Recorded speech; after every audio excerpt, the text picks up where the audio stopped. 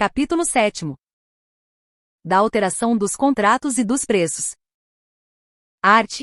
124. Os contratos regidos por esta lei poderão ser alterados, com as devidas justificativas nos seguintes casos. Unilateralmente pela administração. A. Quando houver modificação do projeto ou das especificações, para melhor adequação técnica a seus objetivos. B. Quando for necessária a modificação do valor contratual, em decorrência de acréscimo ou diminuição quantitativa de seu objeto, nos limites permitidos por esta lei.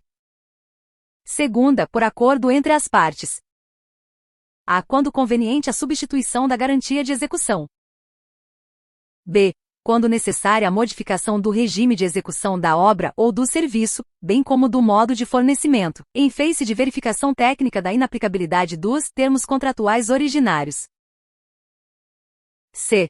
Quando necessária a modificação da forma de pagamento por imposição de circunstâncias supervenientes, mantido o valor inicial atualizado e vedada a antecipação do pagamento em relação ao cronograma financeiro fixado, sem a correspondente contraprestação de fornecimento de bens ou execução de obra ou serviço. D. Para restabelecer o equilíbrio econômico-financeiro inicial do contrato em caso de força maior, caso fortuito ou fato do príncipe, ou em decorrência de fatos imprevisíveis ou previsíveis de consequências incalculáveis, que inviabilizem a execução do contrato tal como pactuado, respeitada, em qualquer caso, a repartição objetiva de risco estabelecida no contrato. Primeiro, se forem decorrentes de falhas de projeto, as alterações de contratos de obras e serviços de engenharia ensejarão apuração de responsabilidade do responsável técnico e adoção das providências necessárias para o ressarcimento dos danos causados à administração. Segundo, será aplicado o disposto na linha D do inciso 2º do caput deste artigo às contratações de obras e serviços de engenharia, quando a execução for obstada pelo atraso na conclusão de procedimentos de desapropriação, desocupação, servidão administrativa ou licenciamento ambiental, por circunstâncias alheias ao contratado. Art. 125. Nas alterações unilaterais a que se refere o inciso I do caput do artigo 124 desta lei, o contratado será obrigado a aceitar, nas mesmas condições contratuais, acréscimos ou supressões de até 25%, do valor inicial atualizado do contrato que se fizerem nas obras, nos serviços ou nas compras, e no caso de reforma de edifício ou de equipamento, o limite para os acréscimos será de 50%. Art. 126. As alterações unilaterais a que se refere o inciso I do caput do artigo 124 desta lei, não poderão transfigurar o objeto da contratação. Art. 127. Se o contrato não contemplar preços unitários para obras ou serviços cujo aditamento se fizer necessário, esses serão fixados por meio da aplicação da relação geral, entre os valores da proposta, e o do orçamento base da administração sobre os preços referenciais ou de mercado vigentes na data do aditamento, respeitados os limites estabelecidos no artigo 125 desta lei. Art. 128. Nas contratações de obras e serviços de engenharia, a diferença percentual entre o valor global do contrato e o preço global de referência não poderá ser reduzida em favor do contratado em decorrência de aditamentos que modifiquem a planilha orçamentária. Art.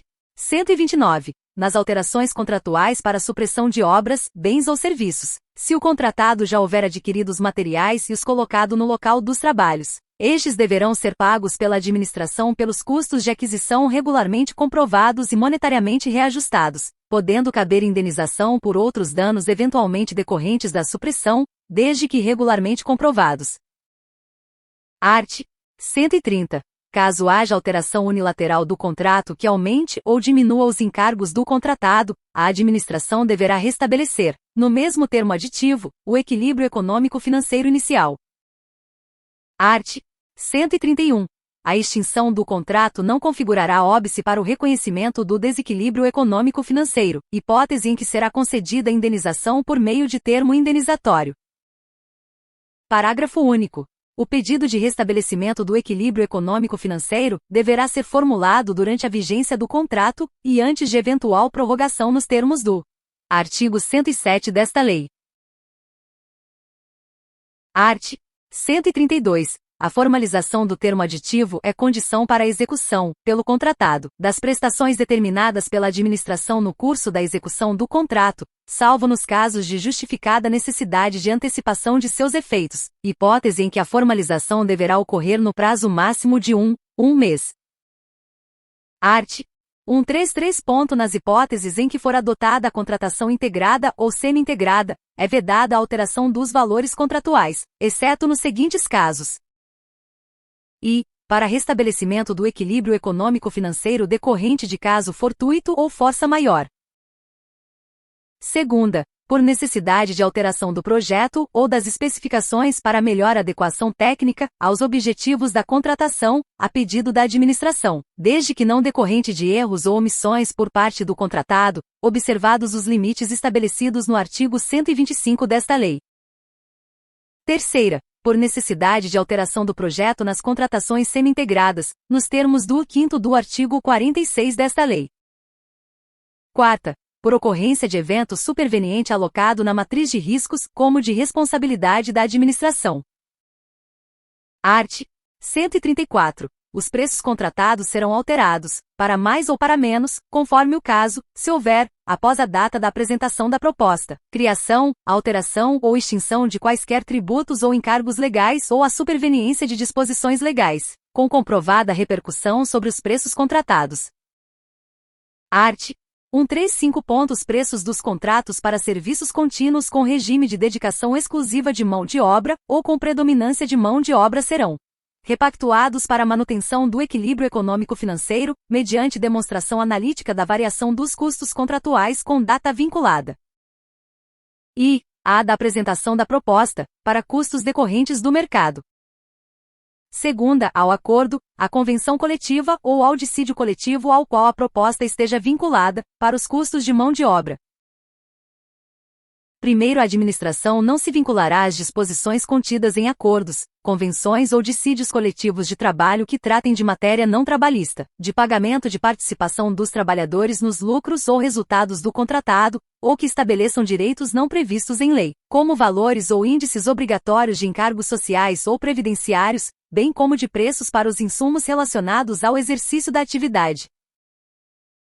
Segundo, é vedado a órgão ou entidade contratante vincular-se às disposições previstas nos acordos, convenções ou dissídios coletivos de trabalho que tratem de obrigações e direitos que somente se aplicam aos contratos com a administração pública.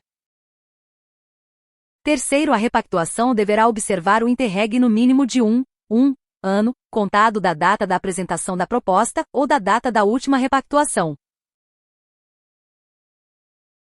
Quarto, a repactuação poderá ser dividida em tantas parcelas quantas forem necessárias, observado o princípio da anualidade do reajuste de preços da contratação, podendo ser realizada em momentos distintos para discutir a variação de custos que tenham sua anualidade resultante em datas diferenciadas, como os decorrentes de mão de obra e os decorrentes dos insumos necessários à execução dos serviços. Quinto, quando a contratação envolver mais de uma categoria profissional, a repactuação a que se refere o inciso 2º do caput deste artigo, poderá ser dividida em tantos quantos forem os acordos, convenções ou dissídios coletivos de trabalho das categorias envolvidas na contratação. Sexto, a repactuação será precedida de solicitação do contratado, acompanhada de demonstração analítica da variação dos custos, por meio de apresentação da planilha de custos e formação de preços, ou do novo acordo, convenção ou sentença normativa que fundamenta a repactuação. Art. 136.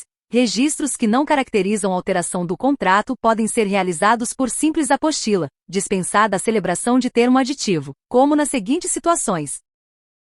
E variação do valor contratual para fazer face ao reajuste ou à repactuação de preços previstos no próprio contrato. Segunda, atualizações, compensações ou penalizações financeiras decorrentes das condições de pagamento previstas no contrato.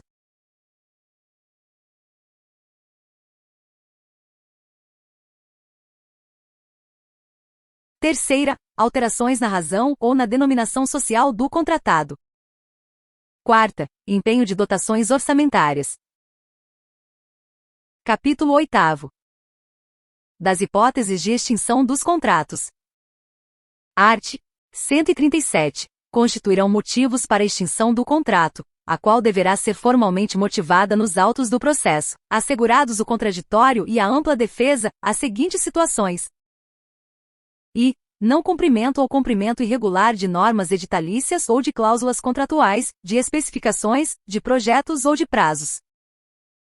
Segunda, desatendimento das determinações regulares emitidas pela autoridade designada para acompanhar e fiscalizar sua execução, ou por autoridade superior.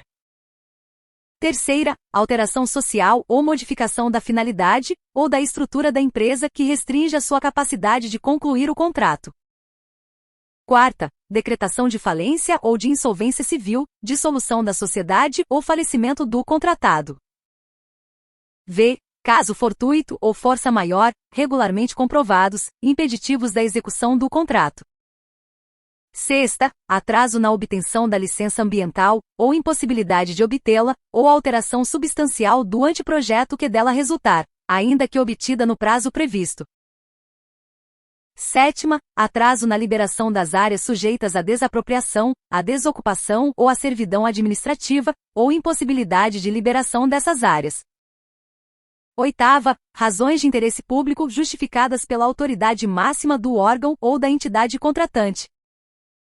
Nona, não cumprimento das obrigações relativas à reserva de cargos prevista em lei, bem como em outras normas específicas, para pessoa com deficiência, para reabilitado da Previdência Social ou para aprendiz. Primeiro regulamento poderá especificar procedimentos e critérios, para verificação da ocorrência dos motivos previstos no caput deste artigo. Segundo, o contratado terá direito à extinção do contrato nas seguintes hipóteses: e supressão, por parte da administração, de obras, serviços ou compras que acarrete modificação do valor inicial do contrato, além do limite permitido no artigo 125 desta lei. Segunda, suspensão de execução do contrato, por ordem escrita da administração, por prazo superior a 3 meses. Terceira, repetidas suspensões que totalizem 90 dias úteis, independentemente do pagamento obrigatório de indenização pelas sucessivas e contratualmente imprevistas desmobilizações e mobilizações e outras previstas. Quarta, atraso superior a 2 meses contado da emissão da nota fiscal, dos pagamentos ou de parcelas de pagamentos devidos pela administração por despesas de obras, serviços ou fornecimentos. V. Não liberação pela administração, nos prazos contratuais, de área, local ou objeto, para execução de obra, serviço ou fornecimento, e de fontes de materiais naturais especificadas no projeto, inclusive devido a atraso ou descumprimento das obrigações atribuídas pelo contrato à administração relacionadas à desapropriação, à desocupação de áreas públicas ou a licenciamento ambiental. Terceiro, as hipóteses de extinção a que se referem os incisos 2ª, 3ª e 4ª do 2º deste artigo observarão as seguintes disposições. E não serão admitidas em caso de calamidade pública, de grave perturbação da ordem interna ou de guerra, bem como quando decorrerem de ato ou fato que o contratado tenha praticado, do qual tenha participado, ou para o qual tenha contribuído. Segunda, assegurarão ao contratado o direito de optar pela suspensão do cumprimento das obrigações assumidas até a normalização da situação, admitido o restabelecimento do equilíbrio econômico-financeiro do contrato na forma da alínea D, do inciso 2º do caput do artigo 124 desta lei. Quarto, os emitentes das garantias previstas no artigo 96 desta lei, deverão ser notificados pelo contratante quanto ao início de processo administrativo, para apuração de descumprimento de cláusulas contratuais. Art. 138. A extinção do contrato poderá ser e determinada por ato unilateral e escrito da administração, exceto no caso de descumprimento decorrente de sua própria conduta. Segunda, consensual por acordo entre as partes, por conciliação, por mediação ou por comitê de resolução de disputas, desde que haja interesse da administração. Terceira, determinada por decisão arbitral, em decorrência de cláusula compromissória ou compromisso arbitral, ou por decisão judicial. Primeiro, a extinção determinada por ato unilateral da administração, e a extinção consensual deverão ser precedidas de autorização escrita e fundamentada da autoridade competente e reduzidas a termo no respectivo processo. Segundo, quando a extinção decorrer de culpa exclusiva da administração, o contratado será ressarcido pelos prejuízos regularmente comprovados que houver sofrido e terá direito a devolução da garantia. Segunda, pagamentos devidos pela execução do contrato até a data de extinção. Terceira, pagamento do custo da desmobilização. Art. 139. A extinção determinada por ato unilateral da administração poderá acarretar, sem prejuízo das sanções previstas nesta lei, as seguintes consequências: assunção imediata do objeto do contrato, no estado e local em que se encontrar, por ato próprio da administração.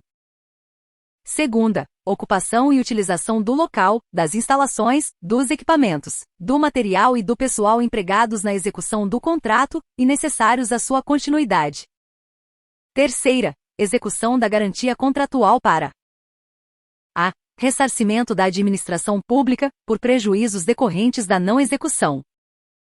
b. Pagamento de verbas trabalhistas, fundiárias e previdenciárias quando cabível. c. Pagamento das multas devidas à administração pública. d. Exigência da assunção da execução e da conclusão do objeto do contrato pela seguradora, quando cabível.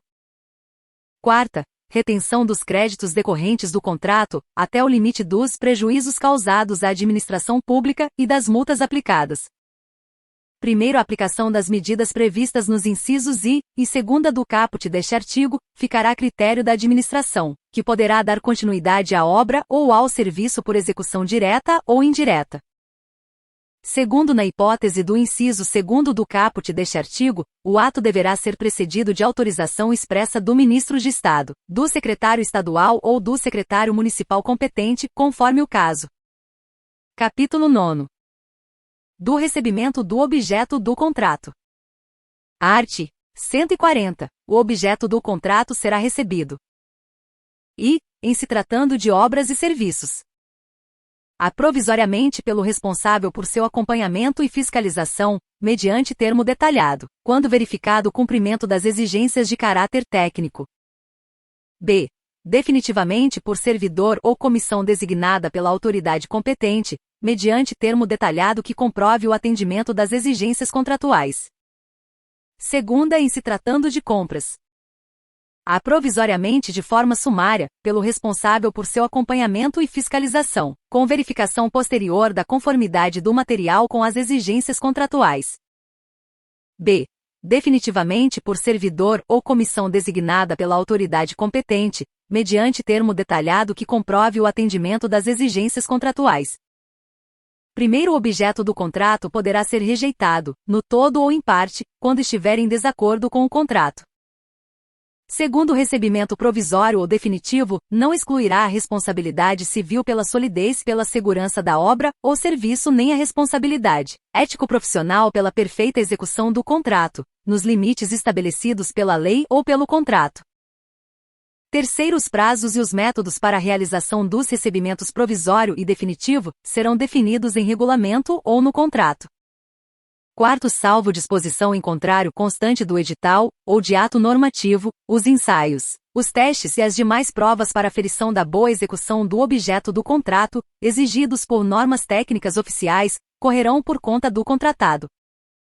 Quinta, em se tratando de projeto de obra, o recebimento definitivo pela administração não eximirá o projetista ou o consultor da responsabilidade objetiva por todos os danos causados por falha de projeto. Sexto, em se tratando de obra, o recebimento definitivo pela administração não eximirá o contratado pelo prazo mínimo de 5 anos, admitida a previsão de prazo de garantia superior no edital e no contrato, da responsabilidade objetiva pela solidez pela segurança dos materiais e dos serviços executados e pela funcionalidade da construção, da reforma, da recuperação ou da ampliação do bem imóvel, e em caso de vício, defeito ou incorreção identificados, o contratado ficará responsável pela reparação, pela correção, pela reconstrução ou pela substituição necessárias. Capítulo X. Dos pagamentos. Art. 141. No dever de pagamento pela administração, será observada a ordem cronológica para cada fonte diferenciada de recursos, subdividida nas seguintes categorias de contratos. Fornecimento de bens. Segunda, locações. Terceira, prestação de serviços. Quarta, realização de obras. Primeiro, a ordem cronológica referida no caput deste artigo poderá ser alterada, mediante prévia justificativa da autoridade competente, e posterior comunicação ao órgão de controle interno da administração, e ao Tribunal de Contas competente, exclusivamente nas seguintes situações: e grave perturbação da ordem, situação de emergência ou calamidade pública. Segunda, pagamento à microempresa, empresa de pequeno porte, agricultor familiar, produtor rural pessoa física, microempreendedor individual e sociedade cooperativa, desde que demonstrado o risco de descontinuidade do cumprimento do objeto do contrato. Terceira, pagamento de serviços necessários ao funcionamento dos sistemas estruturantes, desde que demonstrado o risco de descontinuidade do cumprimento do objeto do contrato. Quarta, pagamento de direitos oriundos de contratos em caso de falência, recuperação judicial ou dissolução da empresa contratada. V. Pagamento de contrato cujo objeto seja imprescindível para assegurar a integridade do patrimônio público, ou para manter o funcionamento das atividades finalísticas, do órgão ou entidade, quando demonstrado o risco de descontinuidade da prestação de serviço público de relevância, ou cumprimento da missão institucional. Segundo a inobservância imotivada da ordem cronológica referida no caput deste artigo, ensejará a apuração de responsabilidade do agente responsável, cabendo aos órgãos de controle a sua fiscalização. Terceiro, o órgão ou entidade deverá disponibilizar mensalmente, em seção específica de acesso à informação em seu sítio na internet, a ordem cronológica de seus pagamentos, bem como as justificativas que fundamentarem a eventual alteração dessa ordem. Art. 142. Disposição expressa no edital ou no contrato, poderá prever pagamento em conta vinculada, ou pagamento pela efetiva comprovação do fato gerador. Parágrafo único. Vetado. Art. 143. No caso de controvérsia sobre a execução do objeto, quanto à dimensão, qualidade e quantidade, a parcela incontroversa deverá ser liberada no prazo previsto para pagamento. Art. 144. Na contratação de obras, fornecimentos e serviços, inclusive de engenharia, poderá ser estabelecida remuneração variável vinculada ao desempenho do contratado, com base em metas, padrões de qualidade, critérios de sustentabilidade ambiental e prazos de entrega definidos no edital de licitação e no contrato. Primeiro pagamento poderá ser ajustado em base percentual, sobre o valor economizado em determinada despesa, quando o objeto do contrato visar a implantação de processo de racionalização, hipótese em que as despesas correrão à conta dos mesmos créditos orçamentários, na forma de regulamentação específica. Segundo, a utilização de remuneração variável será motivada e respeitará o limite orçamentário fixado pela administração para a contratação. Art. 145. Não será permitido pagamento antecipado, parcial ou total, relativo a parcelas contratuais vinculadas ao fornecimento de bens, à execução de obras ou à prestação de serviços. Primeiro, a antecipação de pagamento somente será permitida se propiciar sensível economia de recurso, ou se representar condição indispensável para a obtenção do bem ou para a prestação do serviço, hipótese que deverá ser previamente justificada no processo licitatório, e expressamente prevista no edital de licitação, ou instrumento formal de contratação direta. Segundo, a administração poderá exigir a prestação de garantia adicional, como condição para o pagamento antecipado. Terceiro, caso o objeto não seja executado no prazo contratual, o valor antecipado deverá ser devolvido. Art. 146. No ato de liquidação da despesa, os serviços de contabilidade comunicarão aos órgãos da administração tributária as características da despesa e os valores pagos, conforme o disposto no artigo 63 da Lei nº 4.320, de 17 de março de 1964. Capítulo X. Da nulidade dos contratos.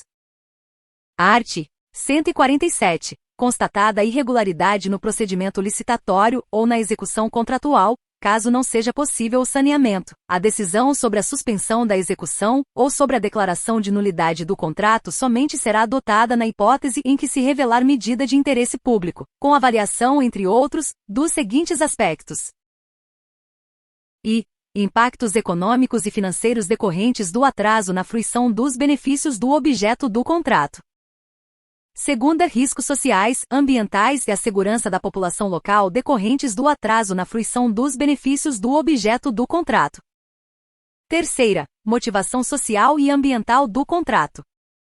Quarta, custo da deterioração ou da perda das parcelas executadas. V. Despesa necessária à preservação das instalações e dos serviços já executados. Sexta, despesa inerente à desmobilização e ao posterior retorno às atividades. Sétima, medidas efetivamente adotadas pelo titular do órgão ou entidade para o saneamento dos indícios de irregularidades apontados. Oitava, custo total e estágio de execução física e financeira dos contratos, dos convênios, das obras ou das parcelas envolvidas. Nona, fechamento de postos de trabalho diretos e indiretos em razão da paralisação. X. Custo para a realização de nova licitação ou celebração de novo contrato. X. Custo de oportunidade do capital durante o período de paralisação. Parágrafo único. Caso a paralisação ou anulação não se revele medida de interesse público, o poder público deverá optar pela continuidade do contrato e pela solução da irregularidade, por meio de indenização por perdas e danos, sem prejuízo da apuração de responsabilidade e da aplicação de penalidades cabíveis. Art. 148. A declaração de nulidade do contrato administrativo requererá análise prévia do interesse público envolvido, na forma do artigo 147 desta lei, e operará retroativamente, impedindo os efeitos jurídicos que o contrato deveria produzir ordinariamente e desconstituindo os já produzidos. Primeiro caso não seja possível o retorno à situação fática anterior, a nulidade será resolvida pela indenização por perdas e danos, sem prejuízo da apuração de responsabilidade e aplicação das penalidades cabíveis. Segundo, ao declarar a nulidade do contrato, a autoridade, com vistas à continuidade da atividade administrativa, poderá decidir que ela só tem eficácia em momento futuro, suficiente para efetuar nova contratação, por prazo de até 6 meses, prorrogável uma única vez. Art. 149. A nulidade não exonerará a administração do dever de indenizar o contratado pelo que houver executado, até a data em que for declarada ou tornada eficaz, bem como por outros prejuízos regularmente comprovados, desde que não lhe seja imputável, e será promovida a responsabilização de quem lhe tenha dado causa. Art. 150. Nenhuma contratação será feita sem a caracterização adequada de seu objeto, e sem a indicação dos créditos orçamentários para pagamento das parcelas contratuais, vincendas no exercício em que for realizada a contratação, sob pena de nulidade do ato e de responsabilização de quem lhe tiver dado causa. Capítulo 12. Dos meios alternativos de resolução de controvérsias.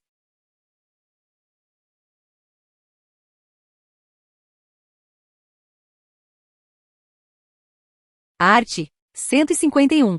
Nas contratações regidas por esta lei, poderão ser utilizados meios alternativos de prevenção e resolução de controvérsias, notadamente a conciliação, a mediação, o Comitê de Resolução de Disputas e a arbitragem.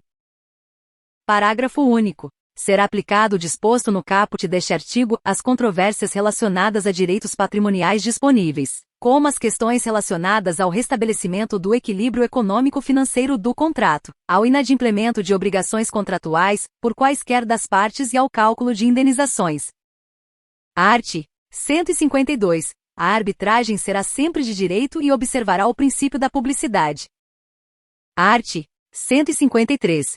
Os contratos poderão ser aditados para permitir a adoção dos meios alternativos de resolução de controvérsias. Art. 154. O processo de escolha dos árbitros, dos colegiados arbitrais e dos comitês de resolução de disputas observará critérios isonômicos, técnicos e transparentes,